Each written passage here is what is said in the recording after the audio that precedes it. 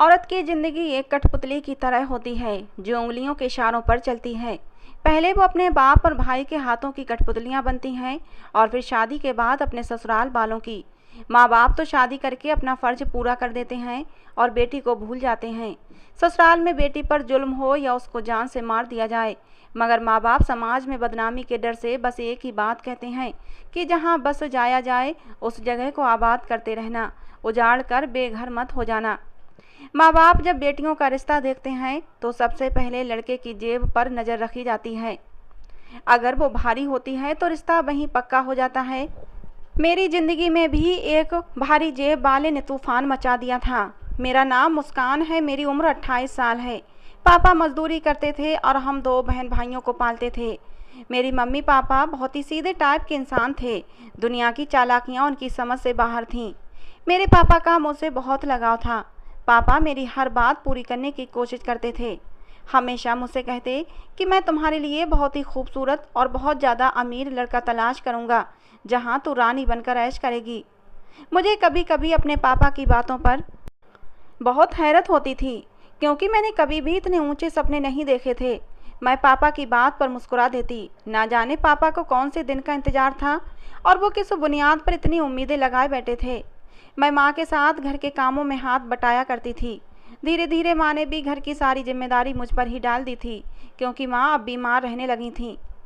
एक दिन हमारी एक पड़ोसन जो किसी फैक्ट्री में काम करती थी हमारे घर आई और कहने लगी, बेटी जवान हो गई है, उसके हाथ पीले कर दो। माँ के चेहरे पर एकदम परेशानी झलक आई थी। कहने लगी, कोई अच्छा रिश्ता हो तभी तो करूँ। मेरी पड़ोसन मुझे गौर से देखने लगी। मुझे उसके देखने से बहुत उलझन महसूस हो रही थी। उसके बाद कहती है कि एक रिश्ता जानती हूँ जहाँ तुम आसानी से शादी कर पाओगी। रिश्ता बहुत ही अच्छा है, लड़का भी बहुत अमीर है। मैं पड़ोसन की बात सुनकर हैरान रह गई कि अगर वो इतने ही अमीर हैं तो फिर हम जैसे गरीब घर में अपना रिश्ता क्यों करेंगे। मगर मेरी माँ की आंखें चमक उठी थीं, जैसे किसी बादशाह की बेटी की शादी होने जा रही हो और बादशाह चाहता है कि मेरी बेटी की शादी एक बहुत ही बड़े राजकुमार से हो। मेरी माँ की भी तो यही इच्छा थी कि कोई अमीर घराना ही उनकी बेटी को ले जाए, जहाँ उनकी बेटी राज करे। मगर ये सब तो किस्मत की बात है। मैंने बहुत सी ऐसी लड़कियों को आसमान से ज़मीन पर आते भी देखा है और कुछ को ज़मीन से तख्त पर बैठते हुए भी देखा था। मैं माँ को समझाना चाहती थी, क्योंकि मुझे पड़ोसन की बातें कुछ अजीब लग रही थीं। उसके बात करने का अंदाज कुछ अलग था। मगर मेरी माँ ने मेरी एक न सुनी और शाम को पापा के आते ही उनको सब कुछ बता दिया। हालांकि पापा भी मेरे रिश्ते के इंतजार में ही थे, इसलिए फ़ौरन हामी भर ली गई। अगले दिन ही मेरी माँ ने पड़ोसन के हाथ लड़के वालों को संदेश भिजवा दिया कि एक हफ्ते के अंदर अंदर लड़के वाले हमारी बेटी को देखने आ जाएं। मगर हैरत की बात यह थी कि लड़के को मैं बहुत पसंद आई थी। मुझे तो किसी अनहोनी का एहसास सताए जा रहा था, मगर लड़के ने हमारे घर बैठे ही रिश्ते के लिए हाँ कर दी थी और दहेज लेने से भी मना कर दिया था। कहने लगा, ये रस्म रिवाज हम ख़त्म नहीं करेंगे तो कौन करेगा। आजकल लोग दहेज के पीछे मिडिल क्लास लोगों की बेटियों को घर पर बैठा कर ही बूढ़ा कर देते हैं। मेरे माँ बाप बहुत ही सादा दिल लोग थे। सामने बैठे लड़के की हर बात पर भगवान का धन्यवाद कर रहे थे कि उन्हें इतना अच्छा दामाद मिला है। समय का काम है गुजरना, तो गुजर ही जाता है। मंगनी होने के बाद भी मुझे किसी भी पल चैन नहीं आ रहा था। मेरा दिल हर समय बेचैन रहता। मगर मैं मम्मी पापा की खुशी देखकर खामोश रहती, लेकिन उनसे अपने दिल की बात नहीं कह पाती थी। कुछ ना देते देते भी मेरे माँ बाप ने न जाने कितने लाख का कर्ज उठा लिया था। मैं उनकी इकलौती बेटी थी। वो मेरे तमाम शौक़ पूरे करना चाहते थे। समय जैसे पर लगा कर उड़ गया था और फिर वो समय भी आ गया जब मुझे किसी और की हो जाना था। मेरी शादी हुई तो हर तरफ मिठाइयाँ बांटी गईं और फिर विदाई का शोर उठने लगा। तो फिर मम्मी पापा ने मुझे मेरे पति के साथ विदा कर दिया। मैंने इससे पहले कभी शहर का सफ़र नहीं किया था। ये मेरे लिए बिल्कुल नया था। गांव में तो शहर जैसा कुछ था ही नहीं। वहाँ रंग बिरंगे लोग और इतनी गहरी रोशनी देखकर तो मेरी आंखें हैरत से फैल गईं। हमारा गांव तो बहुत खूबसूरत और बहुत बड़ा सा था। इस बात को झुठलाया नहीं जा सकता था कि शहर गांव से ज़्यादा खूबसूरत होते हैं, मगर जो सुकून गांव की गलियों में होता है वो शहर की बड़ी बड़ी सड़कों पर नहीं होता। मैं अपने पति के घर आ गई। वो कोई घर नहीं बल्कि महल था, जैसे कहानियों में परियों को मिलता है। मगर कहानियों में तो परियों को एक जल्लाद उठाकर ले जाता है। पता नहीं मेरी कहानी का जल्लाद कौन था। मैं इस महलनुमा बंगले की रानी बन गई। हर तरफ फूल ही फूल बिखरे हुए थे। सब मुझ पर ऐसे फूल बरसा रहे थे जैसे मेरी डोली नहीं बल्कि मेरी अर्थी लाई जा रही हो। मेरा दिल बहुत जोरों से धड़क रहा था, जबकि मेरा पति एकदम खामोश था और मेरे साथ चलता जा रहा था। उसके चेहरे पर किसी भी तरह की कोई खुशी नज़र नहीं आ रही थी। जब मेरा पति रिश्ता लेकर गया था तब तो वो बहुत खुश था। मेरी सास बहुत ही मॉडर्न सी साड़ी पहने न जाने कौन कौन सी रस्में अदा कर रही थीं। इतना लंबा सफ़र करने के बाद अब मैं बैठे बैठे थक चुकी थी और थकावट मेरे चेहरे से ही जाहिर हो रही थी। रस्में ख़त्म हुई तो मेरी मॉडर्न सास ने मुझे कमरे में भेज दिया। इतना बड़ा कमरा तो मैंने ज़िंदगी में कभी नहीं देखा था। मैं वहाँ बैठे बैठे अपने पति का इंतज़ार करने लगी। शादी का लाल जोड़ा पहने पहने अब मैं बहुत ज़्यादा थक चुकी थी, क्योंकि जोड़ा भी बहुत भारी था, लेकिन वो बहुत ही खूबसूरत था। मैं अपने पति का इंतज़ार करती हुई अपने जोड़े पर हाथ फेर रही थी। साथ ही साथ ये सोचकर मुस्कुरा रही थी कि मैंने अपनी माँ से कितनी जिद की थी कि मैं अपनी शादी पर लाल जोड़ा नहीं बल्कि सफ़ेद लहंगा पहनूंगी। मेरी बात पर मेरी माँ परेशान हो जाती थीं और कहती कि लाल रंग तो शगुन का रंग है और शादी पर लाल जोड़ा ही पहनना। अभी मुझे कुछ देर ही गुजरी थी ये सब सोचते हुए कि मेरा पति कमरे में आया। मैं एकदम सीधी होकर बैठ गई। वो खामोशी से आया, सीधा अलमारी के पास चला गया और उसमें से एक थैली निकाल कर मेरे पास आ गया। थैली में शायद कोई सूट था। मुझे हैरत हुई, मगर ये सोचकर खामोश रही कि शायद वो मुझे कपड़े बदलने के लिए सूट दे रहा है। मगर जान तो उस समय निकली जब उसने मुझे सफ़ेद सूट पकड़ा दिया और बोला कि ये तुम्हारी मुंह दिखाई का तोहफा है। शादी की रात पति कमरे में आया तो मुंह दिखाई में सफ़ेद जोड़ा देकर बोला, आज से तुम विधवा की ज़िंदगी गुजारोगी। मैं हैरान हो गई। मैंने अविश्वास से अपने पति की तरफ देखा, जो अपने जिंदा होने के बाद भी मुझे विधवा होने का जोड़ा दे रहा था। मेरी ज़बान तो जैसे तालू से जा लगी थी। मैंने खुद में हिम्मत जमा करते हुए अपने पति से कहा कि आप कैसी बातें कर रहे हैं। कौन पति अपनी पत्नी से शादी के पहली ही रात विधवा होने की बात करता है। विधवा शब्द सुनकर तो मेरी रूह कांप गई थी। मैंने दिल ही दिल में अपने पति की लंबी ज़िंदगी के लिए भगवान से प्रार्थनाएं की थीं और उनसे कारण जानना चाहा, मगर मेरा पति बोला, अगर बात न मानी तो अभी के अभी तलाक दे दूंगा। मेरे पति ने मेरे सामने कुछ पेपर्स रख दिए। मेरे सर पर आसमान टूट पड़ा। मेरा पति खामोशी से मेरे पास से उठा और कमरे से बाहर चला गया। मैं परेशानी की हालत में कभी अपने लाल जोड़े को तो कभी अपने हाथ में पकड़े सफ़ेद जोड़े को देख रही थी। अचानक से मेरे दिमाग में मेरी माँ की कही हुई बात आ गई कि शादी के बाद सफ़ेद जोड़ा तो पहनने की कभी इच्छा भी मत करना। ये वो रंग है जो सुहागन नहीं पहनती। मुझे मेरी माँ की बहुत ज़्यादा याद सताने लगी। ना जाने माँ ने कैसे घराने में मुझे ब्याह दिया था।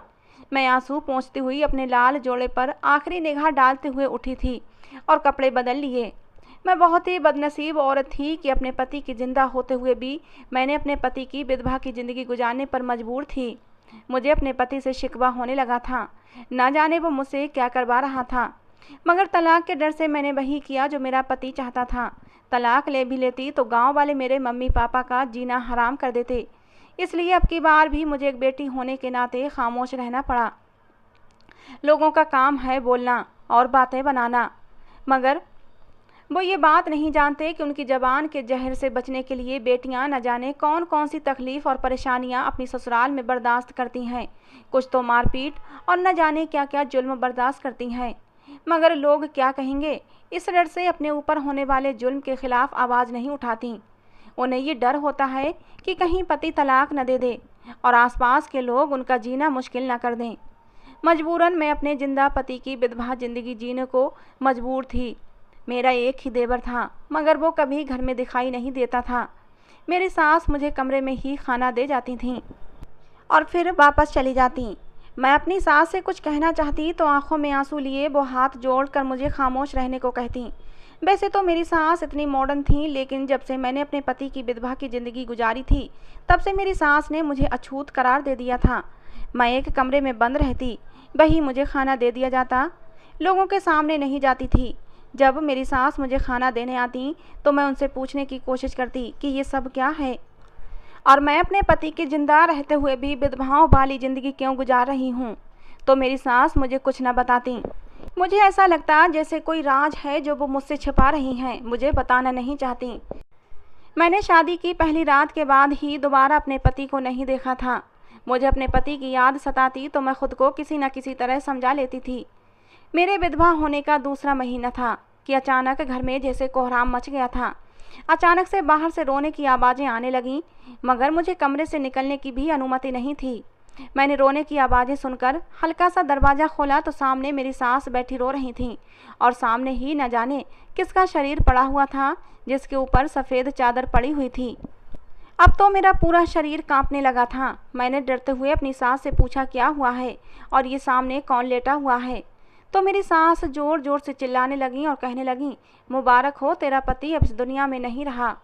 उनके पास कॉलोनी की कुछ औरतें और भी मौजूद थीं, जो मुझे देखने लगीं और बोलीं, ये तो कितनी बदनसीब है, शादी के 2 महीने के बाद ही विधवा हो गई, लेकिन तूने अपने पति के मरने से पहले ही सफ़ेद जोड़ा पहन लिया। अरे तो जैसी पत्नी तो भगवान किसी को न दे। ये सब क्या हो रहा था, मुझे कुछ समझ नहीं आ रहा था। जाने क्यों ये सब लोग ऐसी बातें कर रहे थे। मैं जल्दी से अपनी सास के पास गई और जैसे ही सामने पड़े शरीर से कपड़ा हटाया, मेरी चीख निकल गई, क्योंकि वो कोई और नहीं बल्कि मेरा ही पति था। मैंने अपने पति की बात मानकर 2 महीने से विधवाओं वाली ज़िंदगी जी रही थी और अब अचानक मेरा पति मर गया था। मैं बहुत रोई, पर यह देखकर होश उड़ गए कि उसके मरते ही उसका जल्दी से अंतिम संस्कार कर दिया गया और फिर सब घर में खुशियाँ मनाने लगे। मुझे भी दुल्हन का जोड़ा पहनाकर कमरे में बिठा दिया गया। ये कैसे अजीब लोग थे। जब पति जिंदा था तो सफ़ेद कपड़े पहनने को मजबूर कर दिया और विधवा बना दिया, और जब मुझे विधवा रहना था तो मुझे दोबारा से दुल्हन बनाया गया। मगर अब की बार मैं खामोश न रही और सास से कहने लगी कि मुझे नहीं बनना दुल्हन। मैं अपने पति की विधवा हूँ, इसलिए मैं दोबारा लाल जोड़ा नहीं पहनूंगी। और आप ये कैसी बातें कर रही हैं? कैसी माँ हैं आप जो अपने बेटे के मरने पर इतनी खुश हैं, बल्कि मुझे भी लाल जोड़ा पहनने के लिए कह रही हैं। मगर मेरी सास की बात सुनकर मेरी तो आंखें हैरत से फैल गईं। जब मेरी सास ने कहा कि वो मेरी सौतन का बेटा था, मेरा बेटा होता तो उसके जिंदा रहते हुए कभी तुम्हें विधवा वाली ज़िंदगी जीने को ना कहती। मुझे तो तुम शुरू से ही बहुत पसंद थी और मेरा मकसद तुम्हें ब्याह कर लाने का कुछ और ही था, क्योंकि अब तुम्हारा पति इस दुनिया में नहीं रहा तो अब तुम मेरे सगे बेटे की पत्नी बनोगी और तुम अब विधवा नहीं रहोगी। अपनी सास की बातें मैं खामोशी से आंखें फाड़े सुन रही थी। मुझे तो अपनी कानों पर विश्वास ही नहीं आ रहा था। जो सास कह रही थी वो हकीकत है या झूठ। मैंने अपनी सास से कहा कि मैं अपनी माँ के घर वापस जाना चाहती हूँ, मगर मेरी सास ने मुझे धमकी दी कि अगर तुम वापस अपनी माँ के घर गई तो तुम्हें जान से मार दिया जाएगा। मैं अपनी सास की धमकी पर डर गई थी। मैंने अपनी सास की बात मान ली और उनके दूसरे बेटे से शादी कर ली। अब की बार मुझे फिर से दुल्हन की तरह सजाया गया और हैरत की बात यह थी कि मुझ पर पहले से भी कई ज़्यादा रूप चढ़कर आया था। मगर जान तो तब निकली जब कमरे में सास का दूसरा बेटा आया। मैं घूंघट निकाले बिस्तर पर बैठी थी जब उसने आते ही मेरी चूड़ियों से खेलना शुरू कर दिया। कुछ ही देर गुजरी थी कि उसने मेरा हाथ जोर जोर से झटकना शुरू कर दिया। मैं एकदम से घबरा गई। मैंने घूंघट उठाया तो मेरे सामने बहुत ही खूबसूरत नौजवान लड़का बैठा था, मगर वो बेदर्दी से मेरे हाथ को कभी मरोड़ रहा था तो कभी उछाल रहा था। तकलीफ मेरे बर्दाश्त से बाहर हो रही थी, तो मैंने अपना हाथ छुड़ा लिया और आंखों में आंसू लिए बिस्तर से उठने लगी। तब वो जोर जोर से चीखने लगा और कहने लगा, मुझे अपनी पत्नी की चूड़ियाँ बहुत पसंद हैं, मुझे अपनी पत्नी की चूड़ियाँ बहुत पसंद हैं। वो यही कह कर बार बार चीख रहा था। जब मेरी सास एकदम कमरे में आई और कहने लगी, बहू, तेरा पति दिमागी मरीज है और अब इसका ख्याल रखना तेरा फ़र्ज है, क्योंकि अब ये तेरा पति है और पति परमेश्वर होता है। मैंने अपनी सास की बातें सुनी तो एकदम से घबरा गई और फूट फूट कर रोने लगी। ये सब मेरे साथ क्या हो रहा था? शादी तो एक बहुत ही पवित्र बंधन होता है और वही शादी मेरे लिए एक मुसीबत बन गई थी। एक पागल पति को पूरी ज़िंदगी संभालना कोई आसान काम नहीं था। मेरी सास ने मुझे कुछ दवाइयाँ दी कि अपने पति को खिला दो। दवाइयाँ खाने के बाद मेरा पति पूरी रात सोया रहा, मगर मैं एक पल के लिए भी सो न सकी। मैं सारी रात यही सोचती रही कि आगे की ज़िंदगी कैसे गुजरेगी। मैंने तो कभी नहीं सोचा था कि मेरी सादा सी ज़िंदगी में इतने तूफान आएंगे और मैं अकेली ही इनसे लड़ती रहूँगी। अगली सुबह मैं सादा सा जोड़ा पहनकर कमरे से बाहर निकली और अपने पति के लिए नाश्ता बनाने किचन में गई। मगर मेरे हैरत की हद न रही जब मेरी सास ने मुझे चौंक कर देखा और कहा कि किस हुलिये में बाहर आई हो? तुम्हारी नई नई शादी हुई है, जाओ बन सवर कर नीचे आओ और नाश्ते की बिल्कुल भी चिंता मत करो, वो नौकरानी बना लेगी। तुम बस आराम करो और अपने पति का ख्याल रखो। मेरी सास अब रोज़ाना मुझे नए नए सूट ला कर देती और मुझे रोज़ तैयार होने को कहती, मगर मुझे तैयार होने का कोई शौक़ ही नहीं था। मैं आखिर किसके लिए तैयार होती, ऐसे पति के लिए जिसको अपना ही होश नहीं था। मगर मुझे मजबूरन अपने सास के कहने पर रोज़ तैयार होना पड़ता। मुझे घर में किसी तरह की कोई कमी नहीं थी, खाने पीने पर भी कोई रोक टोक नहीं थी। अच्छे से अच्छा पहनना, अच्छे से अच्छा खाना और सोने के जबरात हर समय मेरे शरीर पर सजे रहते थे। मेरा पागल पति मुझे अजीब अजीब सी नज़रों से देखता तो मुझे उलझन महसूस होने लगती। कभी कभी तो मुझे अपना पति एकदम ठीक लगता। ऐसा लगता जैसे कि मेरी सास मेरे पति के पागल होने का झूठ बोलती है और मेरा पति भी पागल होने का नाटक करता है। लेकिन कभी कभी वो ऐसी हरकतें कर देता कि मेरा विश्वास डगमगाने लगता। मुझे विश्वास हो जाता कि मेरा पति सच में ही पागल है। धीरे धीरे मेरी शादी को 3 महीने हो चुके थे, मगर एक पल के लिए भी मुझे सुकून नसीब नहीं हुआ था।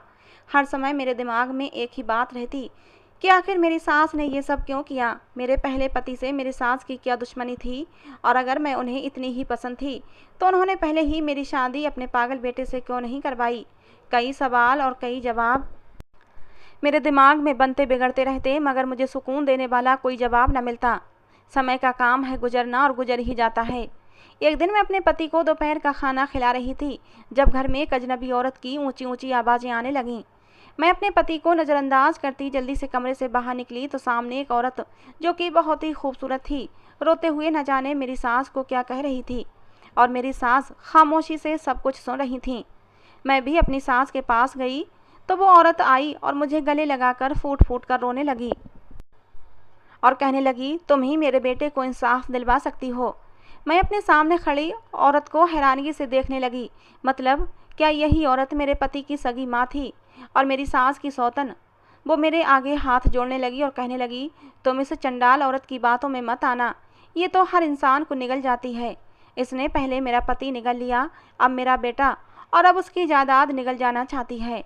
न जाने इसको मेरे बेटे और मेरी खुशियों से इतनी जलन क्यों है, जबकि मैंने तो कभी इसकी खुशियों में टांग नहीं अड़ाई थी। इसने मेरी खुशियों पर टांग मारकर पहले मेरे पति को अपने वश में किया और फिर तब भी मैं खामोश रही थी। लेकिन अब बात मेरे बेटे की ज़िंदगी पर आ गई। इस डायन ने पहले मेरा बेटा मुझसे छीना और अब उसकी ज़िंदगी ही छीन ली। अब तो मैं अपने बेटे की मौत का बदला ज़रूर लूँगी, वो बेकसूर था। ये सब कहती हुई मेरे पुराने पति की सास घर से चली गई तो मैं हैरानगी से अपनी सास की तरफ देखने लगी और उनसे हकीकत पूछने लगी। मैंने कहा, मुझे नहीं पता कि तुम लोगों की क्या सच्चाई है, मगर इतना ज़रूर जानती हूँ कि आप जो कुछ भी कर रही हैं वो बहुत ही गलत है। मैंने अपनी सास से कहा कि इतना तो मैं जानती हूँ कि आप जो कुछ भी कर रही हैं मुझे विश्वास है अपने अंदर की जलन मिटाने के लिए कर रही हैं। मैंने तो आज तक अपनी सास के सामने ज़बान नहीं खोली थी। मेरी सास मुझे इतना बोलते देखकर हैरान रह गईं। कहने लगीं, तुम्हारे भी पर निकल आए हैं, तुम्हें भी ज़बान लग गई। मैंने अपनी सास से कहा कि जो भी हो, मगर मैं हकीकत से मुंह नहीं मोड़ूंगी, और अगर दोषी आप हुई तो अब की बार मैं चुप नहीं रहूंगी। मेरे दिमाग में अपने पुराने पति की माँ की बातें घूम रही थीं। जब मेरी सास खामोश रहीं तो मैंने भी आखिरी तरीका आजमाया, हवा में तीर छोड़ दिया सब कुछ उगलवाने के लिए। अपनी सास से कहा कि अगर आप मुझे सच्चाई नहीं बताएंगी तो अपनी जायदाद में से मैं कुछ भी आपके नाम नहीं करूंगी।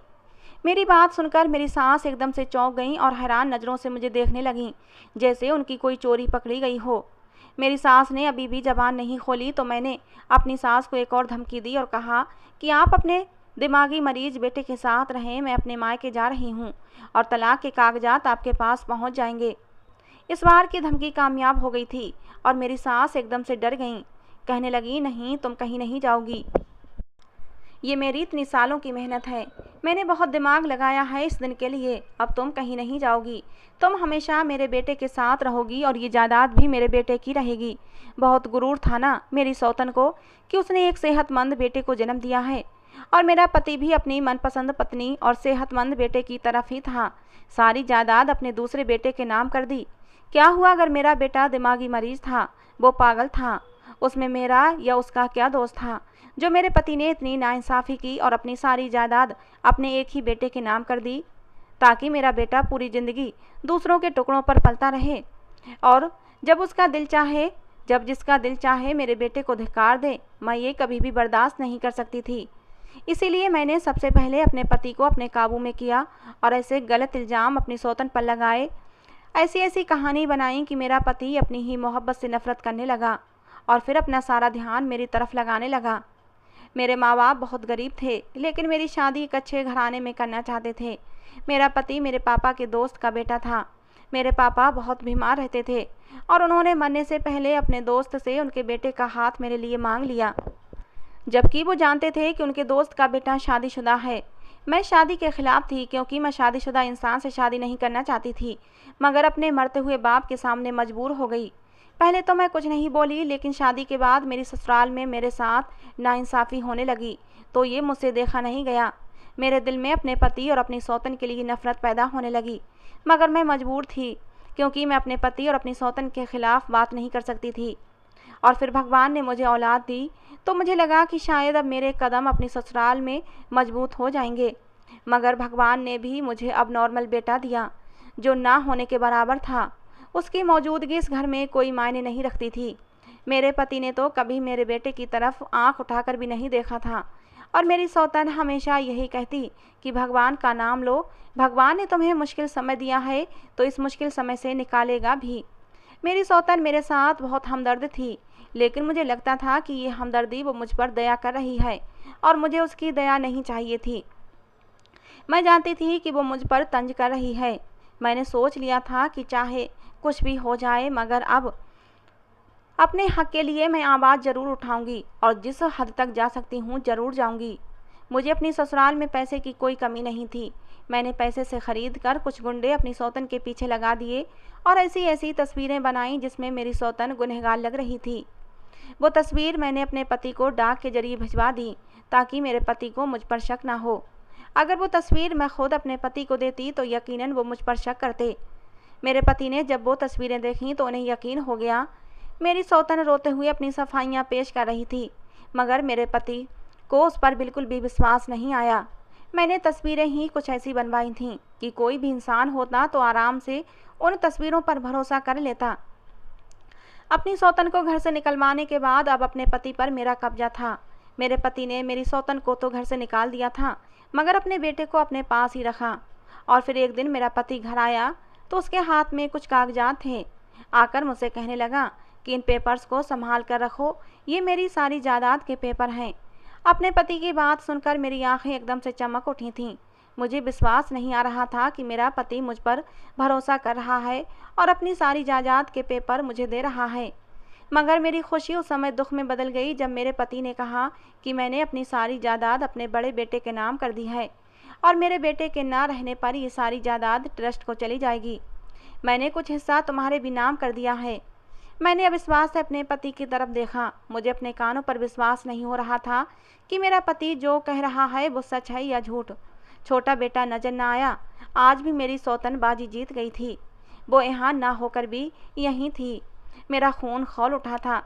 पहले खुद के साथ नाइंसाफ़ी बर्दाश्त करती रही और अब अपने बेटे को भी उसका हक नहीं दिलवा पा रही थी। समय गुजरता गया और मेरी सौतन का बेटा जवान होने लगा। एक दिन मेरे पति मेरे पास बैठे मुझसे कहने लगे कि अब वो समय आ गया है जब मैं अपने बड़े बेटे को बता दूं कि सब जायदाद उसके नाम है। मैंने अपने पति की बात सुनी और दिल ही दिल में आने वाले समय का सोचने लगी। अगले दिन मेरा पति घर से गया, मगर रास्ते में ही मैंने उसका एक्सीडेंट करवा दिया। स्थानीय लोग उसे अस्पताल ले जाते, इससे पहले ही उसने दम तोड़ दिया। अब सब कुछ मेरे हाथ में था। मैंने कई साल अपनी सौतन के बेटे को माँ जैसा प्यार दिया और उसको यही बताया कि मैं ही उसकी सगी माँ हूँ, और अपने सौतेले बेटे को उसकी सगी माँ के खिलाफ कर दिया।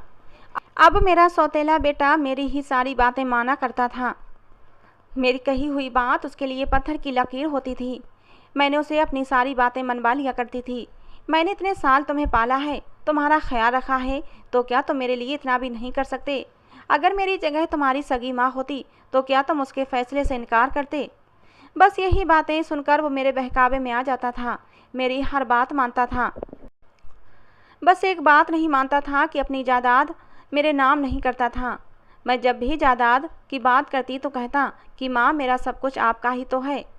मैंने एक वकील से बात की जिसने कहा कि तुम्हारा बेटा दिमागी मरीज है, तुम किसी भी तरह उसके नाम जायदाद नहीं करवा सकती क्योंकि वो अपने होश में नहीं है। और तुम्हारा बड़ा बेटा तुम्हारे नाम कभी भी जायदाद नहीं करेगा, इसलिए तुम कोई और तरीका आजमाओ। अब मैं ऐसी गरीब और बेसहारा लड़की को ढूंढ रही थी जो मेरी सौतन के बेटे से शादी कर ले। और फिर मेरी एक सहेली की फैक्ट्री में काम करने वाली एक औरत ने तुम्हारे घर का पता दिया। अगले ही दिन मैं अपने बेटे को समझाकर वहाँ ले गई। पहले तो मेरा बेटा शादी नहीं करना चाहता था, मगर जब मैंने उसे ब्लैकमेल किया तो वो मान गया और इस बात पर खुश भी होने लगा कि मैं गरीब लोगों को दहेज देने से मना कर दिया है। और फिर उसके साथ तुम्हारी शादी करवाई ताकि शादी के बाद सारी जायदाद तुम्हारे नाम हो जाएगी। और इसीलिए मैंने तुम्हारे पति को रास्ते से हटा दिया। मैंने सोचा कम से कम इस तरह तो सारी जायदाद मेरे नाम हो जाएगी।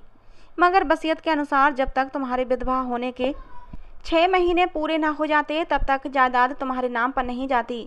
इसीलिए मैंने शादी की पहली ही रात तुम्हारे पति से कहा कि तुम अपनी पत्नी को विधवा होने के लिए मजबूर करो। इस तरह वो विधवा होने की ज़िंदगी जीना शुरू कर देगी और 6 महीने के होते ही सारी जायदाद उसके नाम पर चली जाएगी।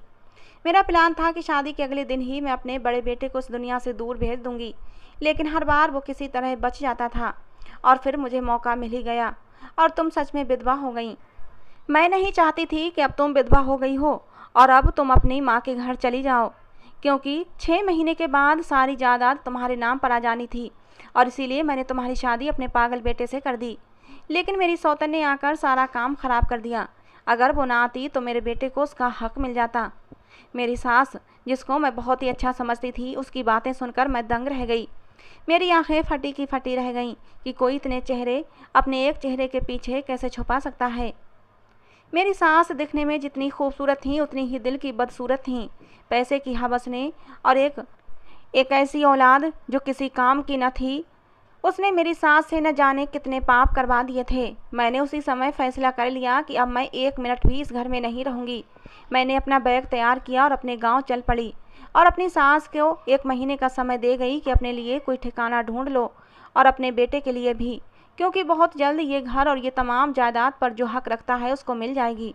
और फिर इस घर से धक्के खाकर निकलने से अच्छा है कि खुद ही इस घर से चले जाना।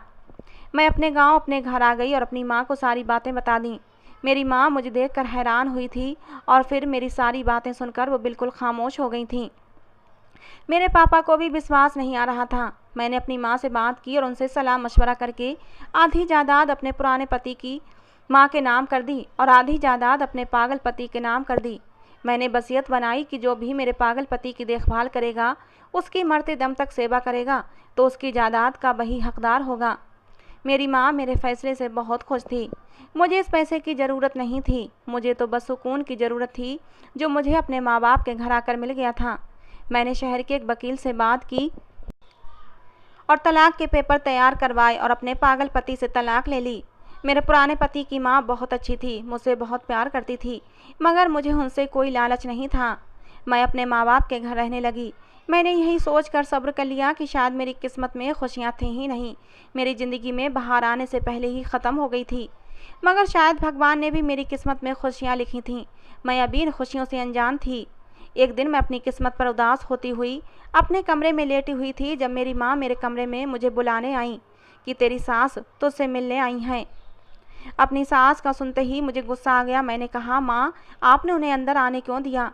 मेरी माँ ने बताया कि तेरे पहले पति की माँ आई हुई है। ये सुनते ही मैं बाहर आ गई, सम्मान के साथ उन्हें बिठाया और हालचाल पूछे। और फिर मेरी सास ने एक ऐसी बात कही जिसे सुनकर मुझे विश्वास नहीं हुआ। वो अपने भतीजे के लिए मेरा रिश्ता मांगने आई थीं। उनके भतीजे की पत्नी को मरे हुए 6 महीने गुजर चुके थे। वो एक बच्चे को जन्म देते समय गुजर गई थी। मैंने कुछ सोचकर इस रिश्ते के लिए हाँ कर दी, क्योंकि मेरी भी ज़िंदगी अकेली नहीं कटनी थी।